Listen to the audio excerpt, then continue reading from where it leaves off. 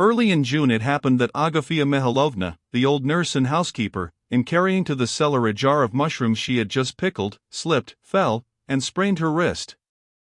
The district doctor, a talkative young medical student, who had just finished his studies, came to see her. He examined the wrist, said it was not broken, was delighted at a chance of talking to the celebrated Sergei Ivanovich Koznishev, and to show his advanced views of things told him all the scandal of the district, complaining of the poor state into which the district council had fallen. Sergei Ivanovich listened attentively, asked him questions, and, roused by a new listener, he talked fluently, uttered a few keen and weighty observations, respectfully appreciated by the young doctor, and was soon in that eager frame of mind his brother knew so well, which always, with him, followed a brilliant and eager conversation. After the departure of the doctor, he wanted to go with a fishing rod to the river. Sergei Ivanovich was fond of angling, and was, it seemed, proud of being able to care for such a stupid occupation. Konstantin Levin, whose presence was needed in the plough-land and meadows, had come to take his brother in the trap. It was that time of the year, the turning point of summer, when the crops of the present year are a certainty, when one begins to think of the sowing for next year, and the mowing is at hand, when the rye is all in ear, though its ears are still light, not yet full, and it waves in grey-green billows in the wind, when the green oats, with tufts of yellow grass scattered here and there among it, droop irregularly over the late-sown fields, when the early buckwheat is already out and hiding the ground, when the fallow lands, trodden hard as stone by the cattle, are half plowed over, with paths left untouched by the plow, when from the dry dung heaps carted onto the fields there comes at sunset a smell of manure mixed with meadowsweet, and on the low-lying lands the riverside meadows are a thick sea of grass waiting for the mowing, with blackened heaps of the stalks of sorrel among it. It was the time when there comes a brief pause in the toil of the fields before the beginning of the labors of harvest, every year recurring, every year straining every nerve of the peasants. The crop was a splendid one, and bright, hot summer days had set in with short, dewy nights. The brothers had to drive through the woods to reach the meadows. Sergei Ivanovich was all the while admiring the beauty of the woods, which were a tangled mass of leaves, pointing out to his brother now an old lime tree on the point of flowering, dark on the shady side, and brightly spotted with yellow stipules, now the young shoots of this year's saplings brilliant with emerald. Konstantin Levin did not like talking and hearing about the beauty of nature. Words for him took away the beauty of what he saw.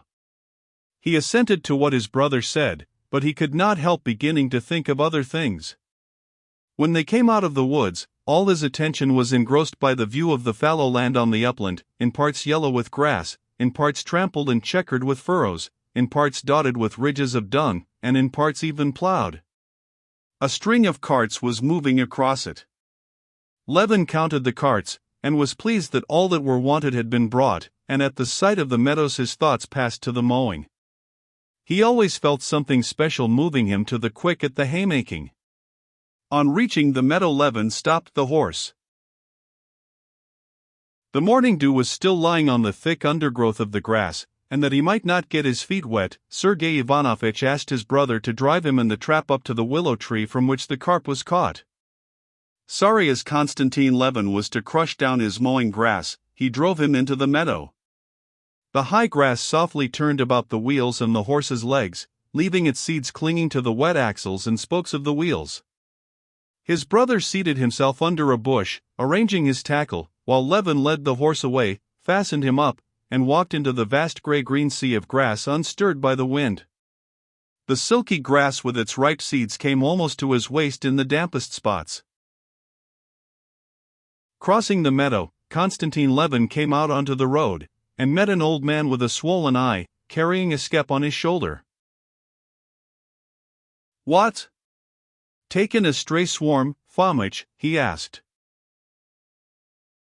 "No, indeed, Konstantin Dmitrich. All we can do to keep our own. This is the second swarm that has flown away. Luckily the lads caught them. They were plowing your field. They unyoked the horses and galloped after them." "Well, what do you say, Fomich, start mowing or wait a bit?" Well. Our way's to wait till St. Peter's Day." but you always mow sooner.